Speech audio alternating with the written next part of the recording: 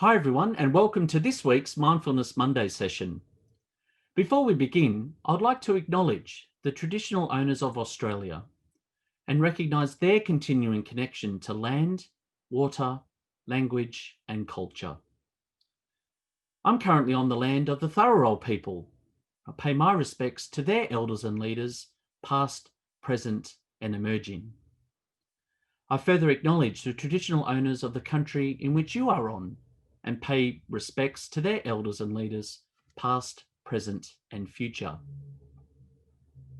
The season of Advent, the liturgical season of Advent within the Church, is often seen as a time of preparation, anticipation, and hope as we await the birth of Jesus Christ.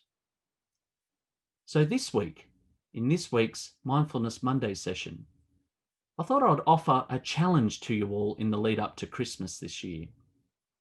A challenge that Pope Francis is constantly reminding us about, including through his words in this statement, and I quote, "The sharing of a meal is a fundamental human experience. When there is a celebration, it finds us around the table," end quote.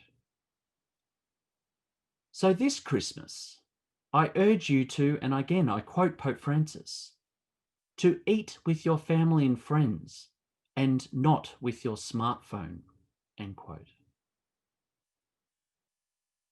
So I'm going to share with you some table tips that you might be able to use this Christmas, whether you are hosting a Christmas breakfast or lunch or dinner, or indeed whether you are going to someone else's place.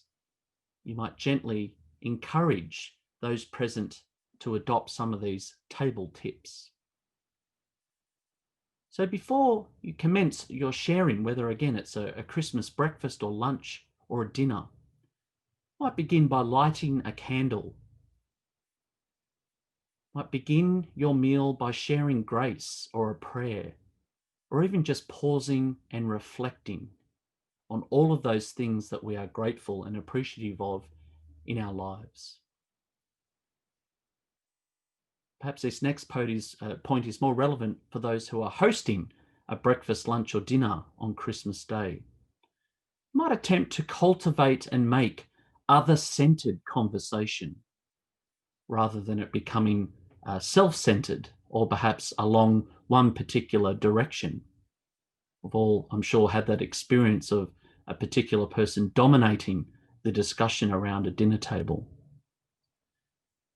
You might invite responses to a simple, yet a very meaningful and profound set of questions. Questions like, what was good for you this year?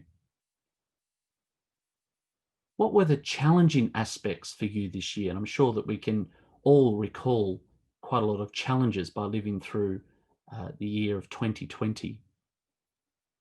You might choose to include an empty chair or a photo and pray for those absent members of our family and friends.